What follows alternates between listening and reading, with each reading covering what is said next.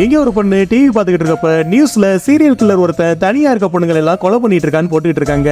அப்ப வெளியில யாரோ காலிங் பெல் அடிக்கிற மாதிரி இருக்கு. இவ போய் பார்த்தா இங்க ஒரு எலக்ட்ரீஷியன் நிக்கிறான். அவன் ஃபயர் ஸ்பிரிங்லர்ஸ் செக் பண்ணி பாக்குறதுக்காக பில்டிங்கோட ஓனர் தான் அவனை அனுப்புனாருன்னு சொல்றான். அவனும் பயத்துக்கிட்டே அவனை உள்ள விடுறா. உள்ள வந்ததுல இருந்து அவகிட்ட அவன் வணிகிற மாதிரியே பேசிட்டு இருக்கான். அது மட்டும் இல்லாம வேலை பாக்குறப்ப வேணும்னே அவனோட ஜிப்ப வேற கீழே இறக்கி வச்சிருக்கான். இதனால பயந்து போன அந்த லேடி சீக்கிரமா வேலையை முடிச்சிட்டு அவனை கிளம்ப சொல்றா. ஆனா அவன் கிளம்பாம எனக்கு டாய்லெட் வருதுன்னு சொல்லிட்டு டாய்லெட் உள்ள போயிடுறான். அவன் உள்ள போனதுமே அந்த லேடி தற்காத்துக்கிறதுக்காக ஒரு ஸ்டன் கன்னை கையில எடுத்துட்டு இருந்த லைட் எல்லாத்தையும் ஆஃப் பண்ணிடுறா. கொஞ்ச நேரம் கழிச்சு வெளியில வந்தவன் அவ ரியாக்ட் பண்றதுக்கு முன்னாடியே வேகமா அவளை புடிச்சு சோக் பண்ண ஆரம்பிக்கிறான். நல்ல வேலையா இங்க வந்த ஃப்ளோர் ஸ்வீப்பர் அவன் கால்ல அடிச்சு அவன் கீழே விழுந்துடுறான். அப்ப டிவி சத்தம் கேக்குது. டிவில சிசிடிவி வச்சு அந்த கில்லர் ஒரு பொண்ணுன்னு சொல்லிட்டு இருக்காங்க.